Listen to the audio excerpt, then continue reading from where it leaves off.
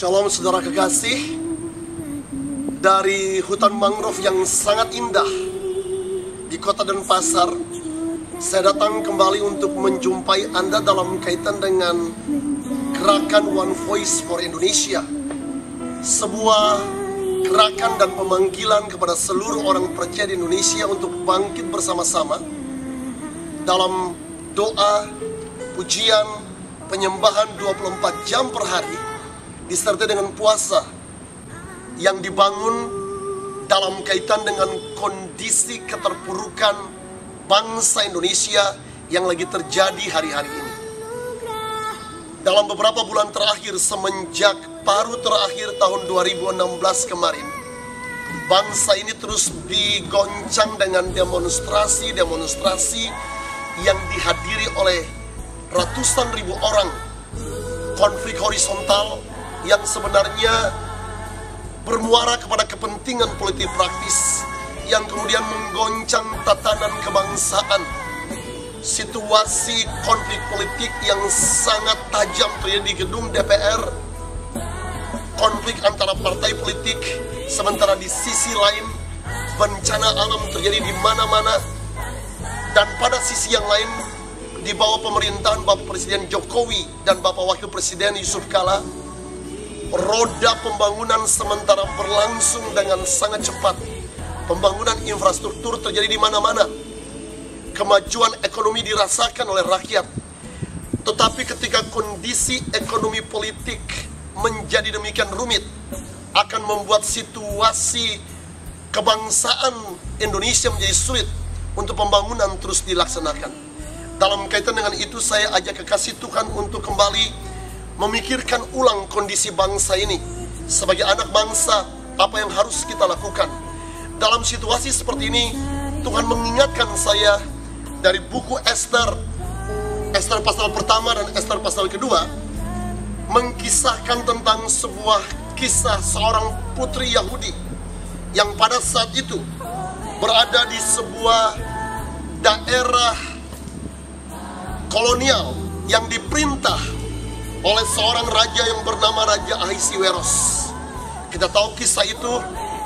Ahasiweros kemudian mengadakan sebuah kontes kecantikan untuk memilih ratu menggantikan Ratu Wasti. Dan Tuhan berketetapan hati untuk mengangkat gadis perawan Hadassah atau Ester menjadi ratu pada masa itu. Di dalam pasal yang kedua, kita tahu kemudian bahwa Ester diangkat menjadi ratu setelah menjalani kontes pemilihan kecantikan untuk menggantikan posisi Ratu Wasti. Dan pasal 3, umat Yahudi atau umat Allah pada waktu itu berada dalam kondisi yang sangat sulit. Haman yang merupakan gambaran dari kekuatan kegelapan mengambil sebuah arah yang demikian tajam untuk memusnahkan seluruh umat Allah, bangsa pilihan Tuhan yang berada di bawah 120 provinsi dalam pemerintahan Raja Ahasiweros. Ester mengambil momentum itu dengan menggerakkan seluruh umat Yahudi, umat Allah pada waktu itu untuk masuk dalam doa puasa yang hari-hari ini kita kenal dengan nama puasa Ester. Selama 3 hari, semua umat Allah di seluruh jajahan pemerintahan Raja Ahasiweros, 120 provinsi, orang-orang Yahudi pada waktu itu, mereka semua masuk di dalam puasa raya, tidak makan dan tidak minum selama 3 hari. Waktu umat Allah merendahkan diri, maka kemudian kita tahu bahwa Tuhan menyatakan keadilan Tuhan yang demikian luar biasa. Umat Allah dibebaskan. Dan pada akhirnya kita tahu bahwa Haman digantung oleh Ahasiweros. Bangsa pilihan Allah kemudian mengambil momentum kemenangan yang dialami oleh umat Israel pada waktu itu. Kemenangan atas Haman yang adalah gambaran dari kuasa kegelapan setelah mereka memasuki doa dan puasa yang hari ini kita kenal dengan nama Festival Purim. Dalam Festival Purim yang Israel lakukan, ya Israel kembali mengingat kebaikan Tuhan.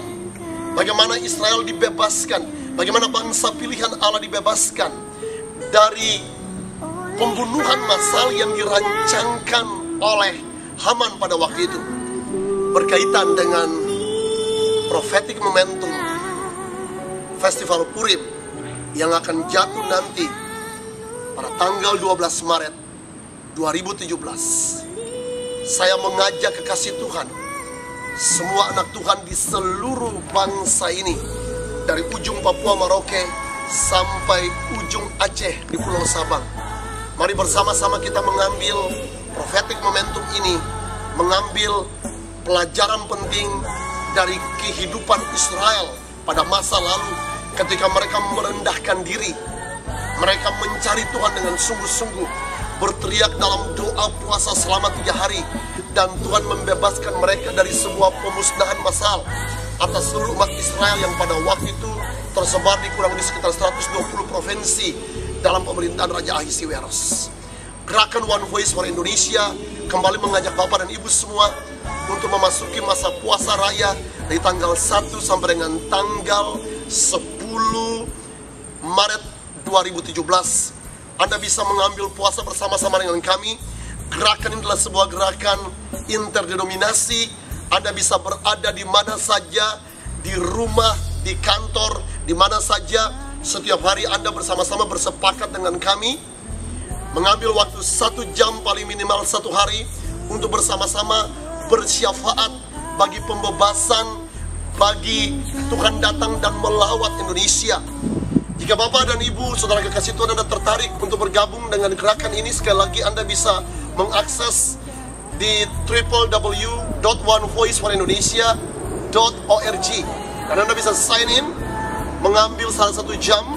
Anda bisa mengambil dari jam 00 sampai dengan 06, atau 06 sampai dengan jam 00, 1 jam bersama-sama di mana saja, di rumah, di tempat pekerjaan, bersama-sama merendahkan diri, berteriak untuk Indonesia dipulihkan. Mari kita mengambil momentum profetik ini untuk membalikan keadaan di atas bangsa ini.